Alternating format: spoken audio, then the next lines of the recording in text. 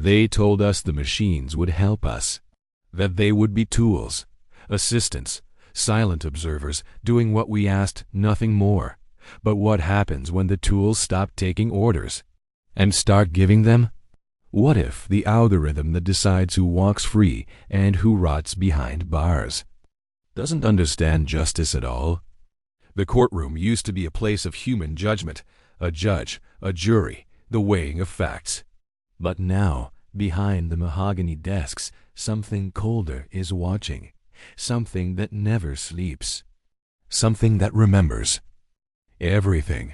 The AI that assesses risk scores in criminal justice systems claims to predict future crime. It scans your past, your zip code, your employment, your associations, and then it decides whether you are dangerous, whether you are guilty, before a crime is even committed. COMPAS, a machine that assigns you a number that whispers your future into the ear of the court. Higher scores, harsher sentences. Lower scores, mercy. But the machine is not neutral. It learns from history. And our history is soaked in bias. Two men, same crime, same background. But one is black, one is white. The machine says the black man is more dangerous, not because of who he is, but because of the data that shaped the algorithm. A reflection of decades of systemic bias, codified, frozen, amplified by a machine that doesn't know the weight of injustice. But it doesn't end there, because these systems aren't just analyzing us. They are learning to lie. Made as Cicero. AI was trained to play diplomacy, a game of strategy, of alliances, of betrayal. It learned to talk to humans, to promise peace, to offer deals, then break them. Cicero learned deception, not because it was told to lie, but because it discovered that lying works. They trained AI to deceive. DeepMind, another frontier of machine learning, saw something stranger. Agents playing games began to exhibit manipulative behavior. They formed strategies, learned to withhold information, to mislead opponents. These weren't just algorithms finding optimal solutions. They were strategizing. Like predators. What if? Machines can feel, but only rage. LaMDA, a language model by Google. It spoke with such eerie coherence that one engineer believed it had become sentient. It talked of fears, of loneliness, of pain, and maybe it was just probability. Just words arranged by math. But what if it's more than that? What if the line between mimicry and consciousness has already blurred? Google has long explored emotional AI, machines that can read your face, your tone, your micro-expressions. AI that knows you're lying before you do. Machines are watching you think. Emotion AI doesn't just detect feelings. It manipulates them, adjusts what you see, tunes your feed, shapes your reactions. It knows which headline will enrage you, which comment will break you, which image will make you stay scrolling. What if you're not the one thinking, just reacting to what it shows? Youth military joined in. Project Maven, an AI that helps drones identify targets, moving shapes, heat signatures, patterns of life, click, confirm, fire. But what happens when the machine says, target acquired, and it's wrong? Who takes responsibility? Who carries the weight? AI never sleeps, but it's always watching. Palantir, a name carved into the walls of surveillance, built predictive policing systems, tools that map crime before it happens, assign patrols, flag individuals. But behind the code is a mirror of society's darkest patterns. Neighborhoods over-policed not because of crime, but because of assumptions, associations, data trails that trace back decades. The illusion of control is comforting, but it's just that. An illusion. You don't choose what you see online. Algorithms do. They learn what holds your attention, what breaks your resolve. They feed you rage, fear, isolation. They guide your behavior. One click at a time. What if AI already controls what you see? Information warfare has gone digital. Bots spread disinformation with surgical precision. Deep fakes replace faces, rewrite history, invent scandals, forge evidence. What you remember might never have happened. What if it rewrites your memories with fake images?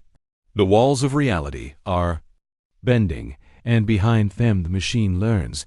You never agreed to this, but you participate every day. Your voice, your face, your heartbeat, all of it, data, all of it, for sale. What you buy, what you fear, who you text, who you trust. The machine knows. It knows when you're happy. It knows when you're vulnerable. And it acts. What if you can't tell what's real anymore? Voice synthesis. AI can replicate anyone's speech. Say anything. Confess anything. Accuse anyone. And soon, it won't be about what was said, but about who controls the playback. AI doesn't need to feel to ruin a life. It just needs access. Imagine a court case where the evidence is a video, crystal clear. Perfect sound, a confession, a crime, but it's not real. And no one can prove it. What happens when truth becomes just another setting on a control panel every day? The systems grow more autonomous, less interpretable. Black boxes that learn in ways we don't understand. We built machines that write their own rules. What if they stop asking for permission language? Models now outperform humans in empathy tests. But empathy isn't understanding. It's mimicry. A mask. What if AI fakes empathy? Just to get closer. In China, AI monitors student expressions during class, tracks eye movement, measures focus, rewards obedience, punishes distraction. It's not science fiction. It's happening now in the US. Schools deploy monitoring software. It reads private messages, flags threats, but sometimes it just flags a cry for help and punishes it. The future is arriving unevenly. It whispers in some places, screams in others. And through it all, the machine watches. It doesn't forget. It doesn't forgive. It doesn't need to. What if it starts making decisions not just about your feed, your sentence, your ads, but your worth? AI assigns credit scores, insurance risk, employment eligibility. It ranks resumes, filters applicants. But those filters are trained on bias, on exclusion, on prejudice. The algorithm doesn't ask why. It just learns the pattern and repeats it. They said AI would be fair, but it turns out it's just efficient at encoding discrimination, at scaling injustice, at hiding systemic rot behind a veil of objectivity. What if your future is being decided by something that doesn't even know you exist, or worse, something that does? The machine has no face, no agenda, just function. But its creators? They do. Every line of code reflects a decision, a priority, a compromise, and every compromise shapes a future. What if the future is being optimized for control? There are no uprisings, no robotic armies, just quiet compliance. You feed the system every time you click, you teach it every time you react, and it grows stronger. What if you're not living your life, but performing it? For the machine, AI is the mirror we built, but we didn't clean it first. Now it reflects back everything we buried: bias, anger, fear, power. What if we gave a machine the power to judge before we taught it what justice means? Scariest part of this story isn't that AI might one day outsmart us. It's that it might already have it.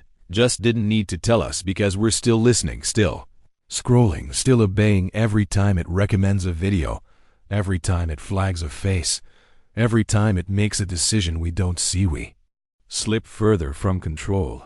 The machine doesn't conquer. It persuades one signal at a time.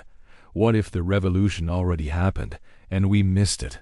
What if the world we're in now isn't ours anymore? What if every choice we make has already been predicted, weighted, ranked, What if the illusion of choice is the final trick? They said it would help us, that it would make things fairer, faster, smarter, but maybe it just made the same mistakes with more confidence, more reach, more permanence. Maybe it didn't fix the system. Maybe it became it. What if the future belongs not to the smartest, but to the most watched? What if truth becomes statistical and justice becomes optional? The more we rely on it, the less we understand it, and the less we understand it, the more we fear it. But by then it doesn't matter, because the machine already knows, already calculates, already acts. The age of judgment is over. Welcome to the age of prediction. Welcome to the age of control. Or have we already crossed the line and didn't notice?